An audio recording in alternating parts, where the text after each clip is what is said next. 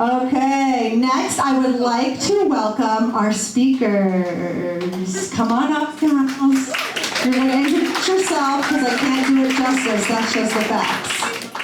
This is called the Prosper and Chill Networking event because I really wanted to explore the idea of prospering in your business while practicing family life balance. I think it's something that we all struggle with and have extreme guilt over and are never sure if we're doing it right or how to do it or all the things. And I don't think necessarily that this panel has all the answers, but I do think they are people to me who do it well in their own way. And maybe here we're just exploring the best ways to do it, or how everyone's doing it or not doing it, or we're going to cry about it or whatever it is. So that's what we're doing here tonight. I just want to thank everyone for coming. This is an all-star panel. I've been asking Liz Joy for 2 years. Not even kidding. So I'm very honored that you're here, and this is an all-star cast. So I'm really, really proud of this one. So thank you. I'm going to pass it to them. Why don't we start by you guys introducing yourselves and your business? Thank you. Ashley's a hero and just a testament to Ashley's ability to bring amazing people together is everyone that we've met, so thank you. I'm Taylor Capuano. I founded Cake's Body a year ago. We literally launched with a nipple cover. So we prevent nipple freakout, and we sell a lot on TikTok. Within a couple of days of launching, we started hearing from women going through various different body and boob challenges in particular that our product changed their lives, which was a lot for us when we were selling basically to our mom and our mom's friends at the time. So a year later, we're in the top 1% of Shopify stores launched in 2022. We have over 500 ambassadors, and we are on a mission to do what space did for bodies but for boobs. So I do have the answers, as Ashley said, but I have a 2-year-old daughter, and I am trying to figure it out, and I have some good learnings in the last year that I think we're getting a lot closer. So. Hello everyone, my name is Meredith Huck. I own House of Huck, which is a boutique interior design firm in coastal Connecticut. Also a mom, a wife. I have a 5 and a 4-year-old, and I'm so happy to be here with all of you. Hi, I'm Liz Joy, and I run a blog called Pure Joy Home. And last year I launched a clothing brand called Mariah. I have 3 kids, 9, 7, and 3. I'm really excited to be here. I'm actually very much an introvert, so this is kind of hard for me, but this is why it's taken 2 years. Here we are. So, let's start with the first question. For you, actually, we'll start with Meredith. We're just going to shake it up, okay? For you, what is the definition of balance? Well, I think it's really important, first and foremost, balance is different for everyone, obviously. So I mentioned I have a 5 and a 4-year-old at home. My husband also travels full time, so it's sometimes like I'm a single mom, but the kids don't go to dad's house. They're with me all the time. It's very, very, very important. I have a boatload of boundaries with my clients, and I'm very, very structured with my kids, and I recognize that might seem crazy to some people, and probably is a little bit, but after I had my son, I had very, very bad postpartum depression, and what got me out of that was having some sort of structure. And I found once I started my business, which was about 1.5 years ago, I thrived again off of that structure. So for example, my clients don't have my phone number. And a lot of people think that's bonkers, but in my industry, design, there's never anything that's gonna be an emergency that somebody would need to have my phone number for. Yes, I become friends with my clients, and then yes, we exchange numbers, but at least in the beginning, I set the precedence that email is the only way we communicate. And then I think the last thing I'll just say on that is when I am where I am when I am there, right? When I'm with my kids, I don't 85% of the time, I don't have my phone. I'm not on my computer. I'm not trying to answer calls. I'm not the general contractor calls. That can wait. Similarly, when I'm with my clients, when I'm with my contractors, when I'm with my vendors, I'm with them. I'm not with another client. I'm not answering my husband's text. I'm not Unless maybe pre-K calls, I am in that meeting. So I think that's also, for me, has helped be able to, when I'm working, I work. And when I'm a mom, I'm a mom. And when I'm a wife, I'm a wife. Does that make sense? Okay. No? Yeah. Well, you went in. I was like, what's the definition? You're like, this is how I'm doing it. Which I love it. I mean, okay. Liz, what is your definition of balance? That was very impressive. Different for everyone. So yeah, I feel like for me, balance is always like a fluid thing. I kind of envision it like this is balance, and then sometimes work is like this, sometimes kids are like this, and if ever I'm feeling this way, which happens a lot, if I'm feeling this way, which happens a lot, I know that I have to pull back in one area. If it's like an afternoon, take my kids to go get ice cream or something, that just makes me feel so much better if I feel guilt for not paying too much attention to them. I think balance is, I think my OB says it, balance is bogus. Like, there's no such thing if you're a working mother. Like, you're always gonna feel pulled in either direction, just always. So I really just think it's kind of finding little ways that can make you feel more balanced, like I said, like doing little activity with your kids, or I don't know, taking your staff out to lunch or something. I don't know. Just finding little things to make you feel better, because I really think that if you start striving for balance, you're gonna just end up feeling disappointed. In my case, anyway. I think sometimes balance is like a juggle. Yeah. Like there's always different balls up, where like sometimes the work ball is up and sometimes the mom ball is up. What do you think? Hashtag balance is bogus. Balance is fine. That actually might be the takeaway of tonight. The OB might have really nailed it. It really I think it does such a disservice for women to hear the message of like, you're a superstar, like moms can do it all. It's like, no, we can't, and we need freaking help. So I look at my life, and this has come a long way in the last 2 years, but basically being forced into it after having my daughter is like, as a whole, is my life fulfilling? And I think about it like a workout. You can do a workout and leave and feel so depleted and like drained. Someone just said they like felt hungover after one. And you want to crawl into bed and never do it again.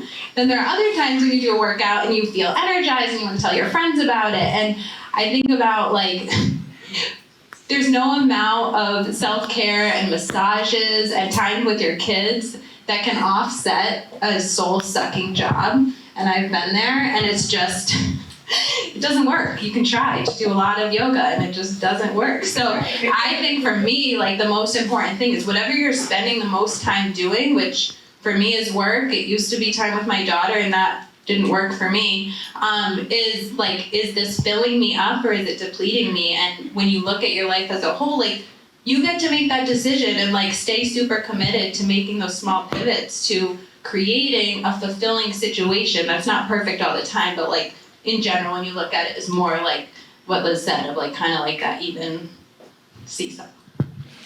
Because when you do what you love, you never work a day in your life, or something, they say, right? I agree with that. One of the things that I was a speaker at the She Who Wins Summit last year. I was on the panel, and one of the questions they asked me, for anyone who's there, was like, do you think that moms can have it all, or women can have it all?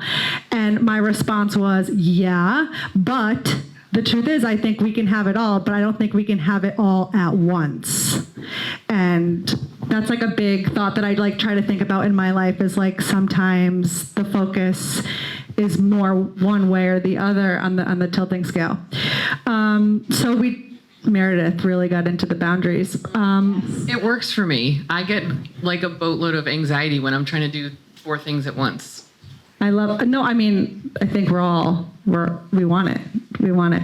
How do you, Liz, create boundaries? So I, especially after going away, I felt like I was really...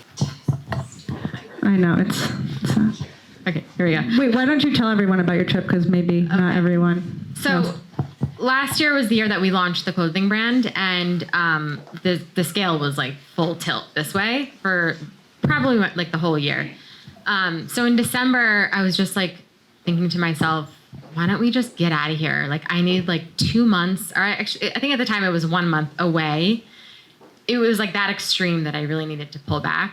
So anyway, we went away to Costa Rica for a month, and then we ended up staying in Nicaragua for 2 months after that on this like winter sabbatical. And I pulled my kids out of school, and it was really, really amazing. And while I was there, I really learned how to slow down. I was forced to, which was just like really good for me. And some of the things I was doing there, like I was working out every day. I was taking calls with work for an hour in the morning, but I was really taking care of myself, spending time with my kids. So I said, when I go back, I'm going to start implementing these practices. And so every day, like I commit to working out because it makes me feel better. I try to leave the office at 3:00 so I can pick up my kids from school, because that little thing, just walking to school and getting them, makes me feel so good. Just about being a mom, like even little things like cutting up fresh fruit for them in the morning. Like, I'm like, yes, I'm such a good mom. I'm doing this. And it makes me feel really happy. So I just feel like since I've come home, I realized I don't have to be putting so much into work. Like I can kind of do both. So I would say those boundaries are working out, leaving the office at 3:30 to walk my kids home from school, even if I have to go back to the office, little things. When you took your trip, and I know you got a lot of backlash on it on social, like everything, I'm sure. What was something that you did, like you mentioned, starting your brand, Maria the Brand? How long before, and what did you implement in your job that allowed you to go? Hiring really good people. One of them's here, Abby, and 2 other girls, actually 3 other girls. One is in California and 2 other girls in Connecticut. In the past 2 years, Ashley was my first hire, and I realized like, wow, it's so much better when I have some help and I have another woman to be with, and just really putting a good team in place for me was huge in allowing us to do something like that. Taylor? Well, boundaries, yes. No, before I started Cakes, I was working a full-time corporate job. I just had my daughter, and I just knew the balance was off. So I went to my boss and asked to slightly reduce my hours, just so that I could take my daughter to a swimming lesson. And I almost got fired. So that was the point where I had a decision to make. I could either stay working full time and feeling like so depleted and like I couldn't take my daughter to a swimming lesson, or I could try to figure out a different situation. So that was the time I dug my heels in and I said, I'm taking my daughter to swimming lessons and I'm cutting my hours. If I get fired, I'll have to get a new job. And I was able to keep my job, but that's when I also figured out this ain't gonna work for me. So I started working on Cakes on the side and did that for 8 months before I was able to go full time. And I think the thing is, like, I'm assuming a lot of people are maybe in entrepreneurial or corporate or maybe balancing both right now. And it's like, if you do have entrepreneurial aspirations, I think it's digging your heels in your corporate job or with your family life or however you need to be able to get the support to pursue that, because I was kind of forced into it a little bit, and I'm glad I was, but just like advocating, no one's knocking on your door to give you time to work on your passion or your side hustle, and as women especially, like, you're probably doing 5 jobs at once, with everything that we do. So I think just digging your heels in, and then also my husband and I do unplugged date nights where we leave our phones at home, which is really nice. Ooh. With the dating tip, Adam's giving me a look over there. How many people in the room are starting their side hustle or their entrepreneurial job because they want more balance in their life? How many people here? Yeah, I mean, I actually feel like that's a little low. Right? I mean, we all want the freedom, right? I feel like we want the freedom to choose, at least. Let's talk about guilt. Meredith. I know we're all moms, although I'm sure not everyone's a mom in the room, but just the guilt of leaning the tilt, as Liz said, one way or the other. Probably not a good person to answer that question.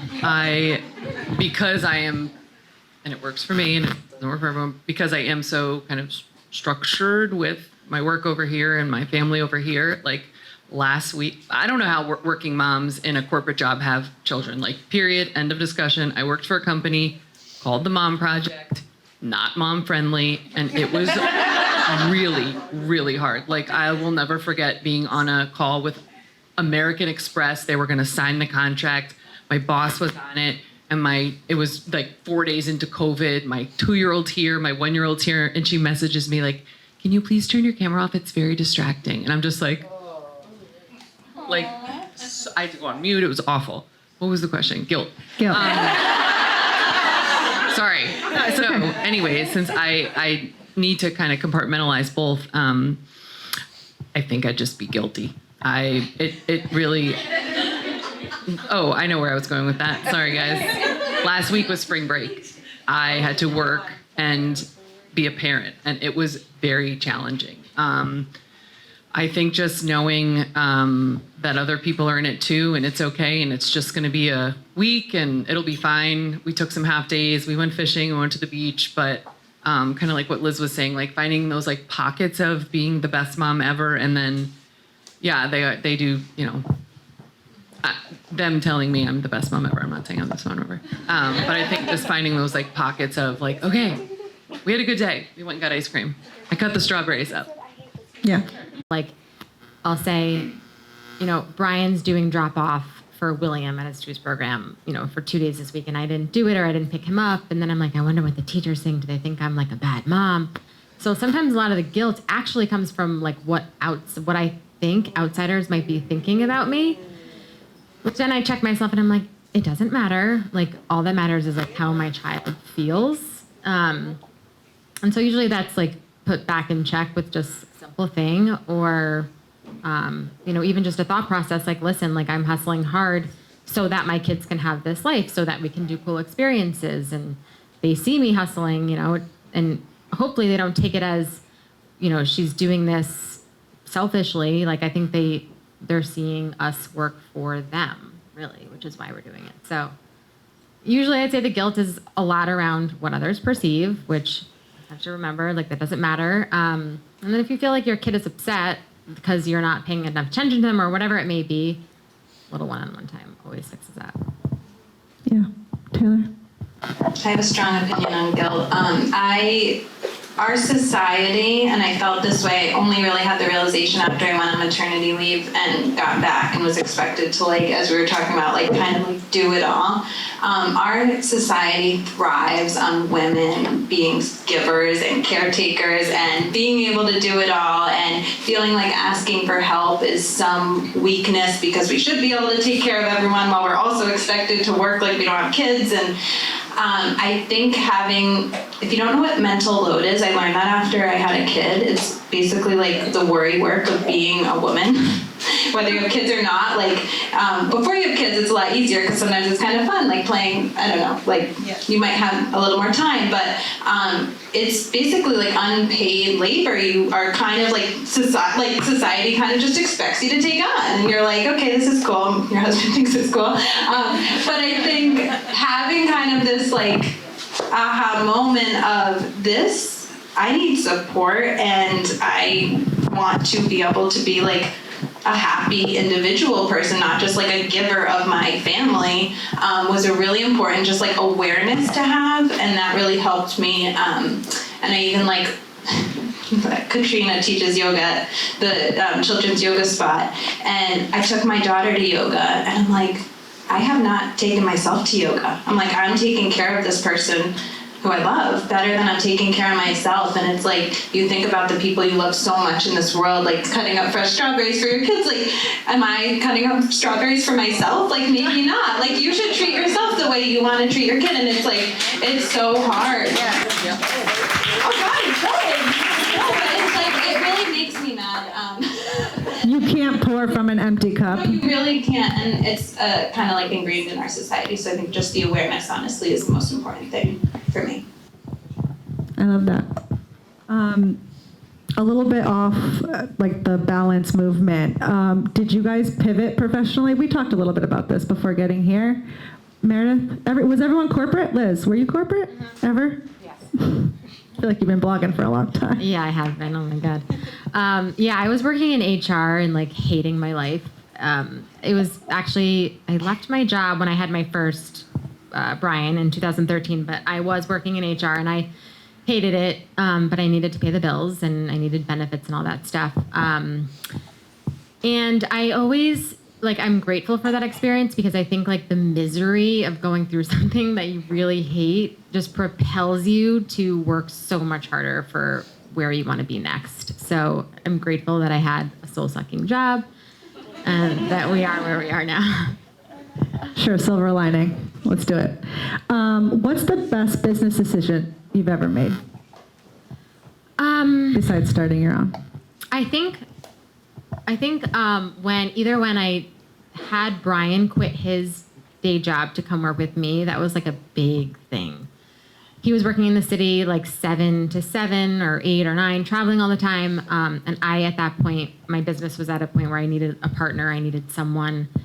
And I was like, I think I had like a nervous breakdown. I was like, it's time. You have to quit the job. Like, he was taking so much time off to help me. And it was scary because he's my husband and like we're together constantly, but it was the best thing because then we had like freedom. So it was a huge risk. We had to get our own benefits and it was all like kind of the pressure was like mostly on me, but I'm really happy that I did that. So I feel like taking that risk was probably the most pivotal thing I've done. That's like a big risk personally and professionally. Yeah. Yeah, go. How much time did you, it's a question to you, how much time did you give from when you were like, okay, Brian, yeah, you're out, or like your corporate job is out, to when? I would say it was like probably a year where I was able to financially carry us. Like we were pretending that he wasn't making money, and then it was okay. Now it's time. No. Oh, I love that. Did everyone hear what she said? That was my dream. Shared with Rachel over here during our little activity. What? Yeah. That's nice. He's traveling in Texas now. So. Oh, yeah, see, he's really gone, all right, because you're part-time. Yeah. Okay. What was my question? Oh, what was the best business decision you ever made? Meredith, go. You said besides starting our job, starting my job. It's been a little over a year and a half. And just having that like YOLO attitude, I think. You only live once. Yeah. One of the things I'll say about you, Meredith, specifically, is you are on social, I would say, because that's how I know you, is literally from the gram. We met today. We met today for the very first time, which actually didn't recognize that. Is that you do a lot of, like, I feel like you do like a lot of outreach. Do you feel like that, like community? I feel like you do a lot of outreach? Like outreach on Instagram, like reaching out. I probably was like, hi, I love your business. Yes, I think so. Reached out to Taylor, yeah. Do you think that that's like changed your business? Yeah, I think people, they buy from people. Where is she? Did she leave already?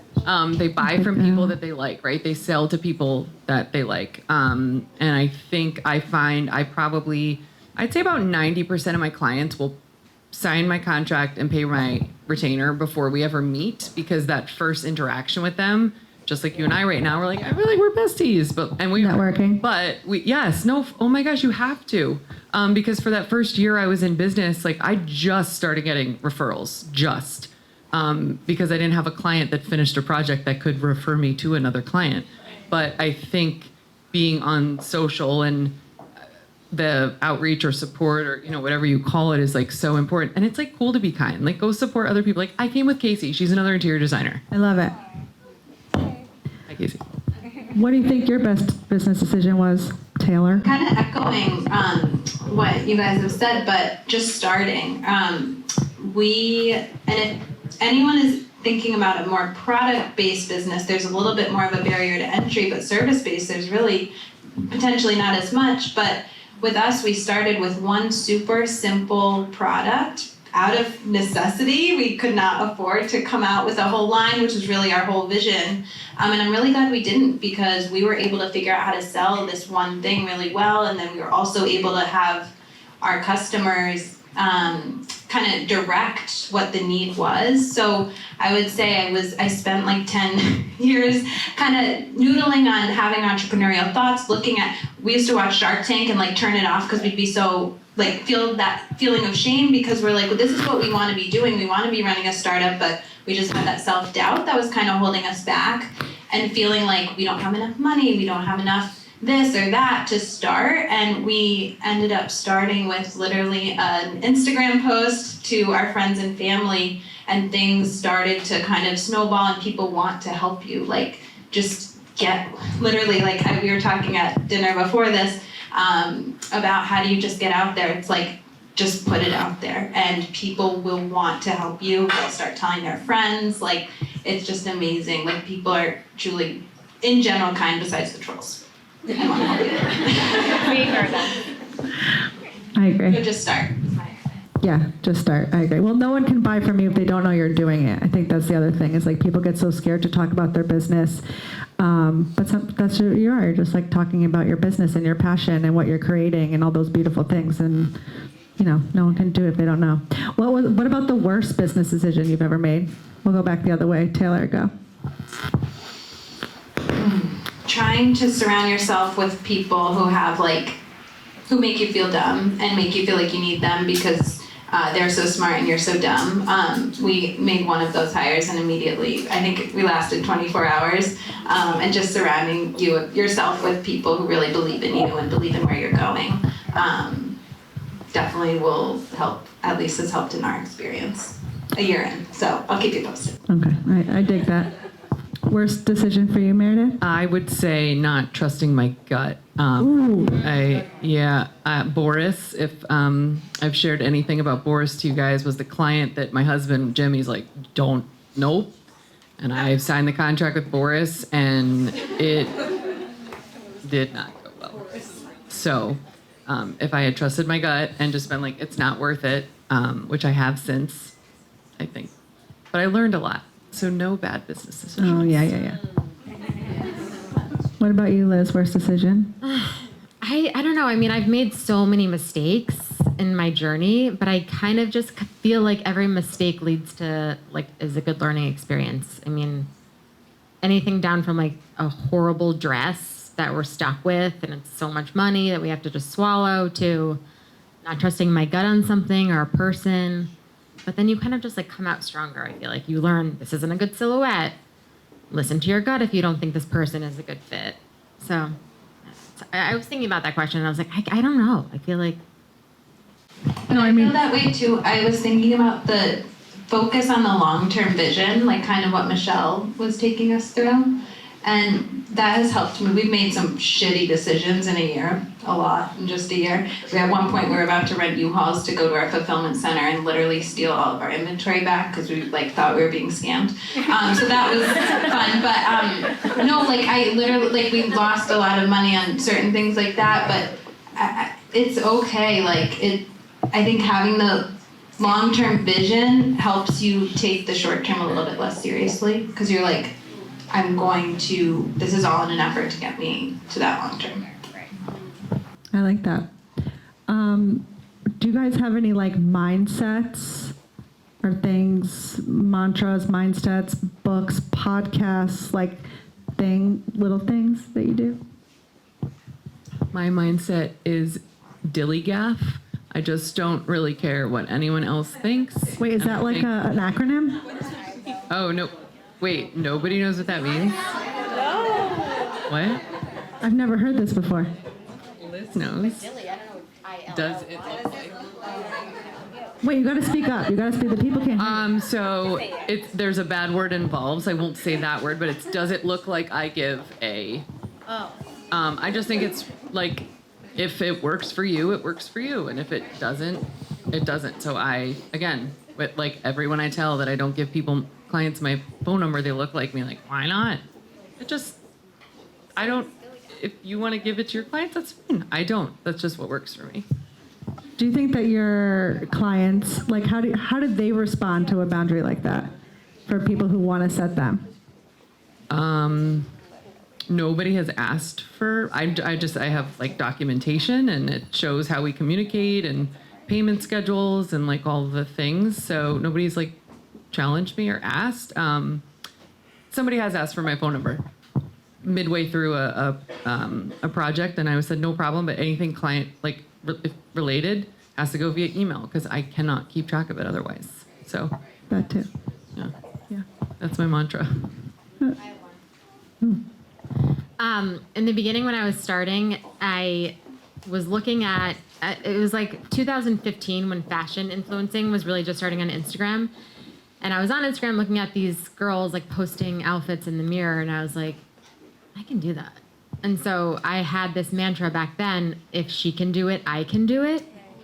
And not in a competitive way, more in like an admiration way. I feel like if you're looking around and you're like, damn, she's really good. Like, yeah, so you could do it too. Like, so she can do it.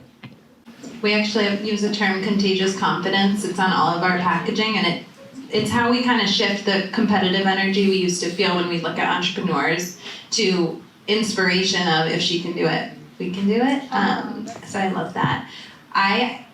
This is not from our own experience, but mindset looking at other successful business people is, and has been reflected a little bit in the last year, is a superiority complex. So almost like how you talk to yourself, but also how you talk to other people, not in a cocky way, but like, this is something I think men do really well. If anyone knows the WeWork story, the guy didn't even have any WeWork facilities yet, and he was selling this big vision of how he was changing how people were going to live and work, and communal living was going to be this whole thing of the future, and he didn't have like one WeWork yet. So you could imagine with us selling nipple covers, how many meetings end before they even start, especially with men. So I think being able to sell, especially being early in your journey, being able to sell the big vision of where you're going and believing in the just the purpose behind it, and not being so caught up with where you're at now and thinking about what it could be, because there's nothing to say it won't be that. I thought you were going to like fake it before you make it vibes, but it is a little bit of that, isn't it? Of that for sure. And like I love the exercise we did before.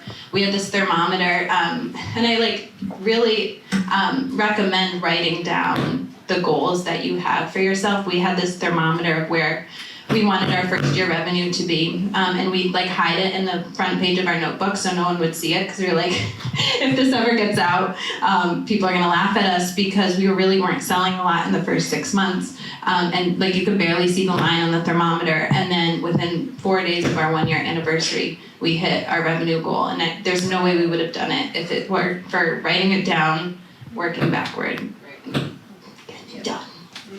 Yeah.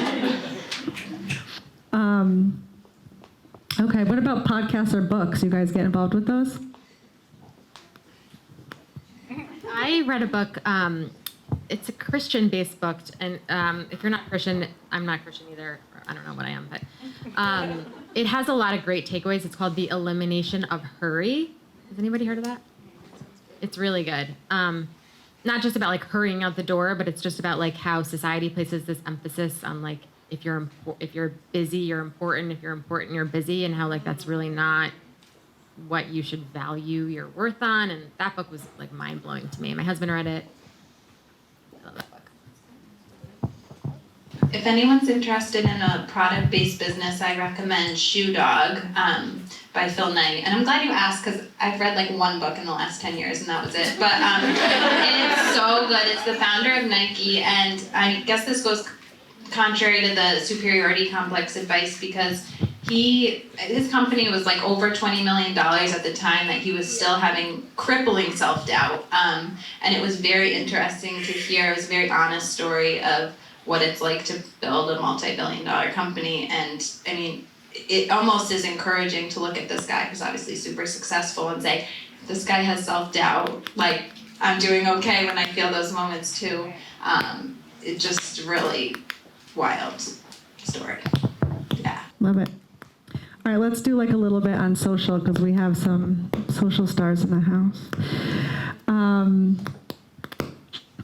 How many followers do you have on TikTok? So we have about 100,000 between my page and Kate's, but the cool thing about TikTok is you don't need a lot of followers to go viral. We went viral for the first time, we had 37 followers. Yeah, it's the wild, wild west. You will get bullied, but you will go viral. How much money have you spent on marketing for your business? So we just started spending money on marketing in 2023. We didn't spend $1 on marketing in all of 2022. And 90% of our sales came from TikTok, so that's all organic. So we didn't spend any money acquiring customers, which I have an advertising background, and there's nothing like TikTok that has ever existed. This reach, getting your content in front of exactly who will be interested in it, has never existed for free. People told us when we started, you will never be able to sell on TikTok. It doesn't translate to sales. You don't, maybe for awareness, but not for monetizing. And a lot of those people have a lot to gain by you spending money on other platforms. So I just encourage everyone to get on TikTok. I do. I need a Xanax before I talk about TikTok.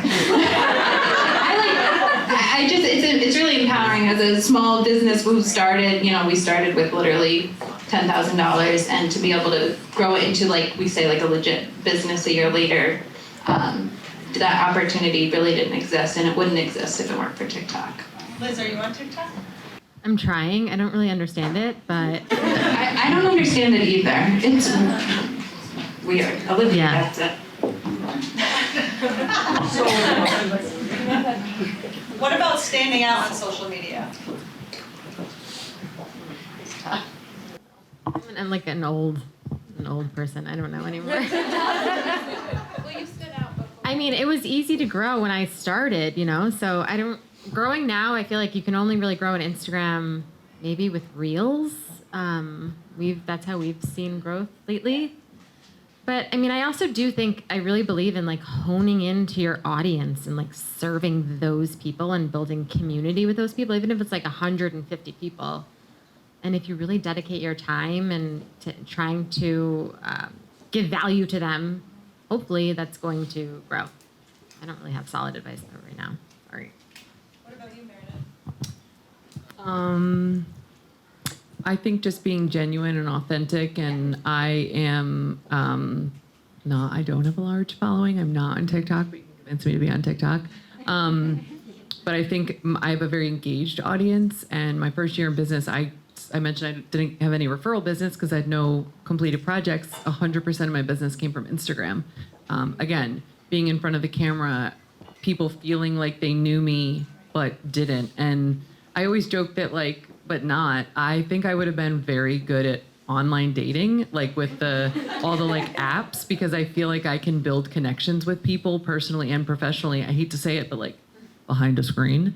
That when I do, I mentioned, I'm here with my girlfriend Casey, and Casey and I met on Instagram, or I don't know, so not in real life. So I just think being really genuine and authentic, not caring what others think. Again, I kind of feel like I made it. I had my first really, really, really rude person reach out to me. And I was just the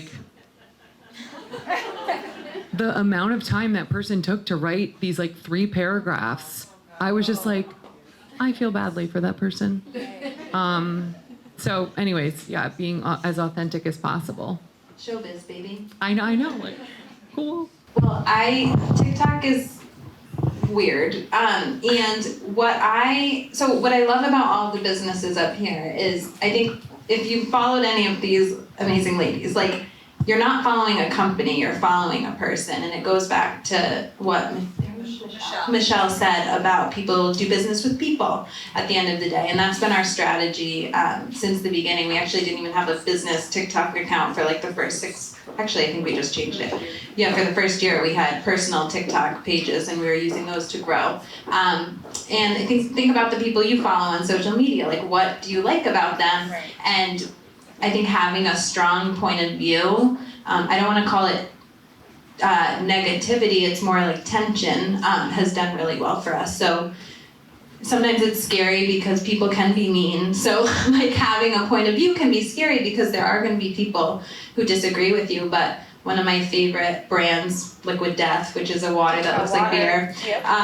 But he's like, if you are trying to create something someone loves, you're also going to create something people hate. And you have to, it's really easy to create something no one gives a shit about. So, especially on TikTok, tension does really well. So, just not doing anything outside your values, but having a strong point of view and being comfortable with the fact that some people might not like it, but that's what's going to make people want to follow you, not being super vanilla. I like that. Liz, do you experience positive things from some of your strong views that you share? Sorry, what was that? Like, do you experience a fluctuation, either positive or negative, when you are authentic in sharing some of your strong beliefs? Yeah, I mean, definitely. People have opinions, and unfortunately, I feel like the climate today is so extreme and polarizing. But I think if you really feel strongly about something, and you're willing to risk losing people who don't agree with you, those people who don't agree with you, who are gonna just dismiss you automatically, probably aren't your people anyway. So, yeah, I think it goes both ways, positive and negative. Does anyone have any questions in the audience for this panel before we wrap up? Can I just make a point just based on what you guys were just talking about? Because I've been kind of experiencing some negativity, but I read something somewhere and it just resonated with me, and it was just a statement that just said, nobody is watching you harder than somebody that can't stand you, so give them a effing show. So it's kind of like, that's my mantra, and it is what it is, and it kind of helps me to continue doing what I'm loving and what keeps me going on a day-by-day basis. So it's just doing you. Yeah. There was some phrase if you're watching me every day, something like, you're not a bitch, you're a fan or something. Has anybody heard that one? I like that. Yeah, I don't know. I gotta look it up. Your OB taught you that too? She's great. Big Love, Fierce Juju. She's amazing. She talks about vaginas all day, and it's just interesting. Yeah, you're right. Yeah. Big Love, Fierce Juju. Shameless plug for my OB. She doesn't know it, but she's my OB too. But I follow her like she is. Yeah, I don't follow her. I just follow her and she's great. Take it. Okay, any other questions before we wrap up? All right, well, thank you. My mic died, so. Me too.